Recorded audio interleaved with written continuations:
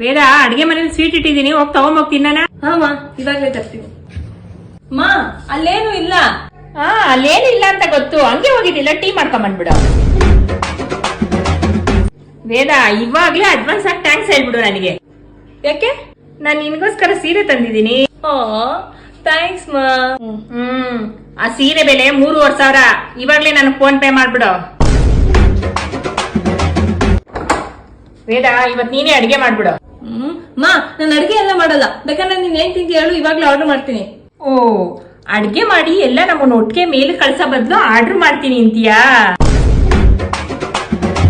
ಮಾ, ನಂಗ್ ರಾತ್ರಿ ಅಡಿಗೆ ಮಾಡ್ಬೇಡ, ನನ್ ಫ್ರೆಂಡ್ಸ್ ಜೊತೆ ಹೊರಗೆ ಹೋಗ್ತಾ ಇದೀನಿ.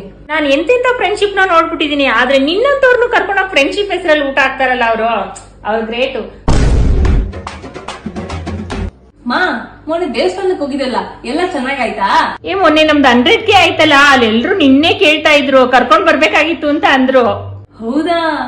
ಅದಕ್ಕೆ ನಾನು ನಮ್ ಹುಡುಗಿ ತಿನ್ನಕ್ಕೆ ಅಂದ್ರೆ ಎಲ್ಲಿಗ್ ಬೇಕಾದ್ರೂ ಬರ್ತಾಳೆ. ಅದಕ್ಕೆ ನಿಮ್ ಮನೇಲಿ ಏನಾರ ಫಂಕ್ಷನ್ ಮಾಡಿದ್ರೆ ಹೇಳಿ, ಮಿಸ್ ಮಾಡ್ದಂಗ್ ಕರ್ಕೊಂಡ್ ಬರ್ತೀನಿ ಅಂತ ಹೇಳ್ದೆ ನಾನು.